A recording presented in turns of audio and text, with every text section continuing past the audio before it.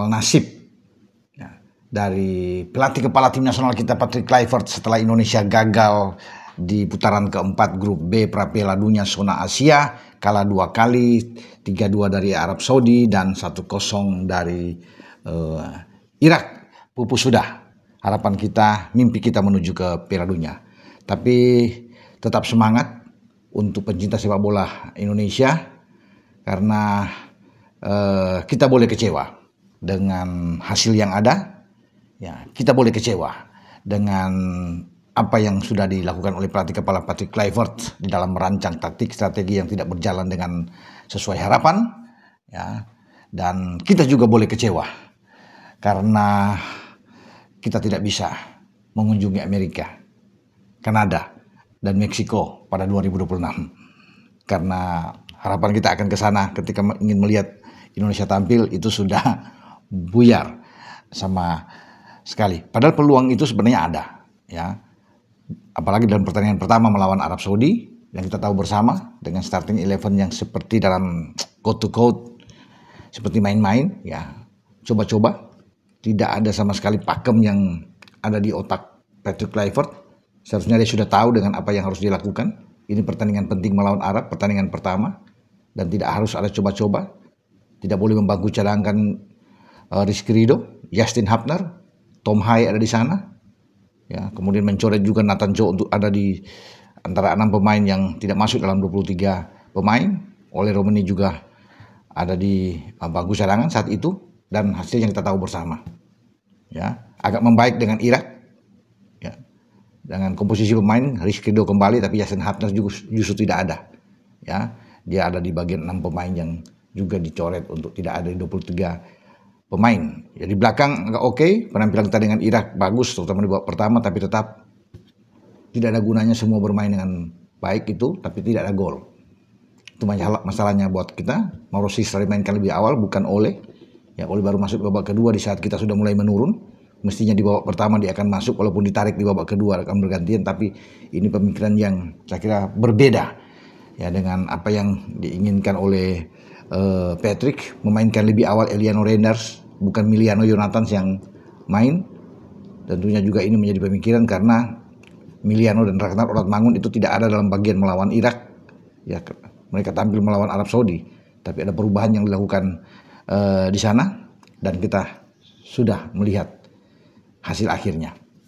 Oke, tagar Patrick Kluivert out. Patrick out, Kluivert out. Bahkan banyak juga meminta ketua umum PSSI harus mundur.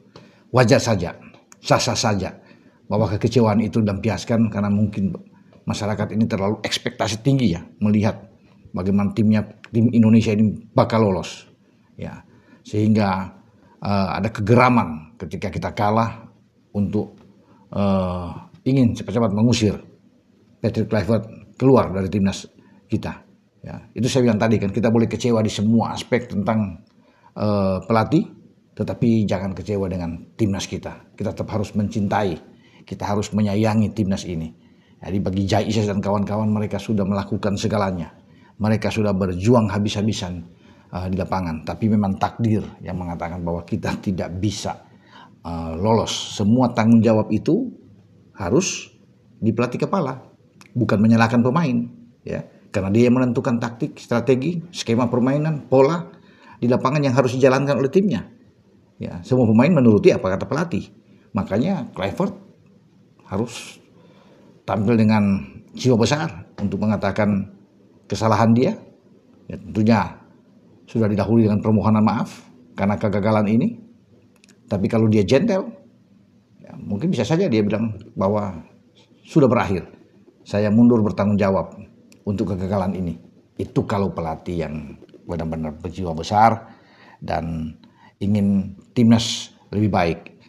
Kluivert belum setahun, ya, melakoni seluruh pertandingan 8 kali, termasuk 2 FIFA Matchday melawan Cina Taipei dan Lebanon.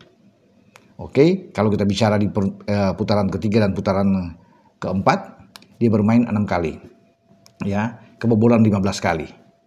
Kita tahu bersama melawan Australia dengan 5 gol, kemudian dengan Jepang 6 gol, ya, dengan Arab 3 gol, dan Irak 1 gol, 15 gol.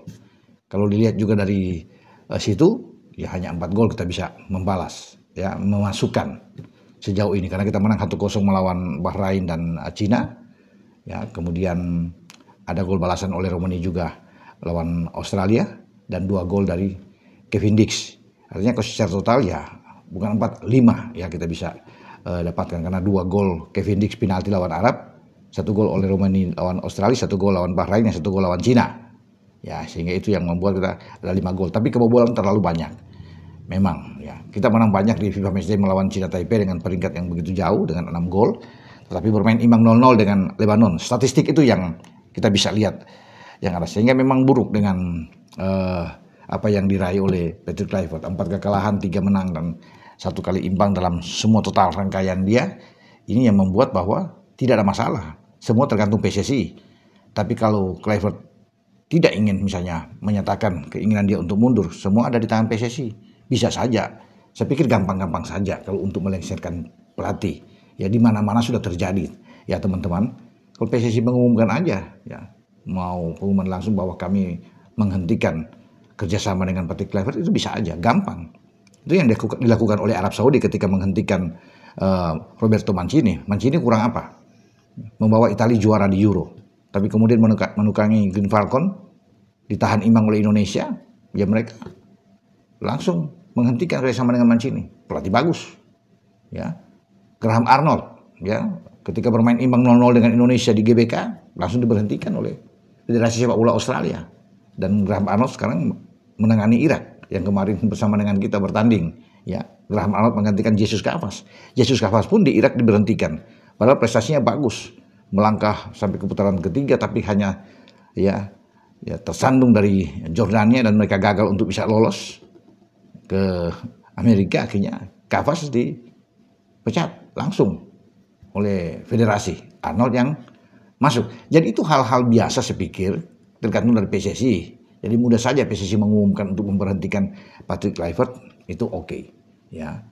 Dan masalahnya begini teman-teman, kalau Patrick Kluivert dari sekarang berhenti, tentunya harus dipikirkan kompensasi terhadap Patrick Kluivert. Dia masih ada 2 tahun sampai 2027 dengan opsi perpanjangan 2 tahun lagi teman-teman. Jadi ya mungkin akan menyiapkan uang yang banyak. Sama seperti kita menghentikan ya STY ya pada awal Januari lalu digantikan PK, kan ada puluhan miliar yang keluar. Sayang memang ketika STY berhenti ada 40-an miliar mungkin bahkan lebih yang harus dikeluarkan sebagai kompensasi terhadap pemberhentian itu. Ya. Padahal kalau kita berlanjut aja terus, kemudian nanti berhenti pada saat mau gagal atau bagaimana, ya bisa saja dilakukan. Sehingga tidak banyak uang yang harus digelontorkan. Tapi itu kan sudah dilakukan. Nah hal yang sama juga akan terjadi terhadap Patrick Kluivert dan staf kepelatihan. Ya harus siap ini. Tetapi kalau memang ingin misalnya melanjutkan, melihat lagi sampai ke depan, itu lagi urusan PSSI. Untuk Patrick Kluivert. Ke depan masih ada 1,5 tahun dari sekarang adalah Piala Asia.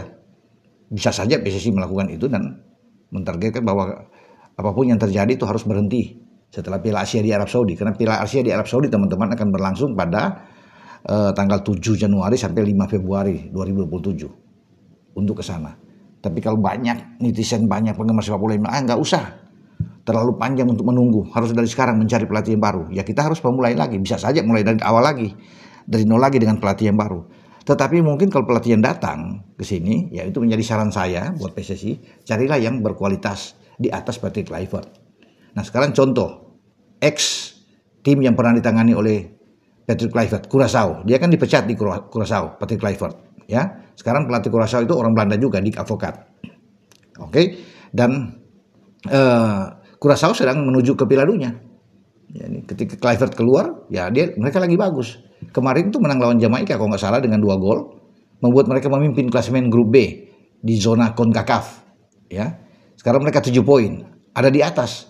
Jadi sudah di depan mata Piala Dunia itu, selangkah lagi akan mereka dapatkan.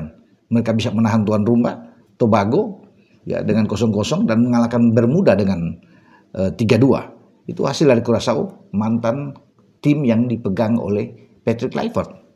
Ya, tapi mereka bisa mengambil keputusan radikal untuk bisa memecat Patrick Kluivert karena dianggap gagal. Ya, tetapi kemudian kita yang mengambil Patrick Kluivert. Oke, sudah diberikan kesempatan, saya pikir cukup dengan 8 pertandingan. Karena banyak pelatih pun mau ada 2 pertandingan, 3 pertandingan gagal, 4 pertandingan langsung dipecat. Tidak ada masalah.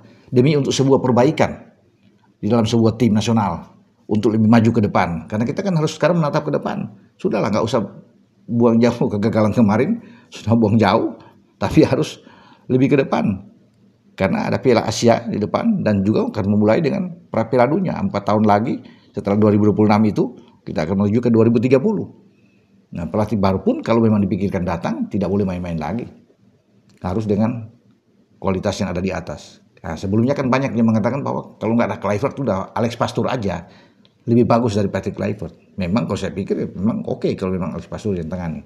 Tapi apapun itu peranannya ada di PSSI untuk bisa melihat ini, cepat mengevaluasi ini. Kalaupun akan diambil tindakan untuk bisa melengsarkan Kluivert, ya umumkan saja. Tidak ada masalah memang. Tapi itu tadi harus menyiapkan kompensasinya karena belum jatuh tempo dia punya masa kontraknya kan. Tapi harus berani juga. Sama seperti ketika berani mengambil keputusan dengan STY, diberhentikan masuk Kluivert, demikian juga sekarang. Berani mengambil keputusan. Jika itu dalam pemikiran rapat Exco terjadi. Ya, keputusan itu diambil dan mengumumkan pelatih baru siapa. Oke, sampai di sini saya berbicara tentang segala sesuatu dengan Patrick Kluivert.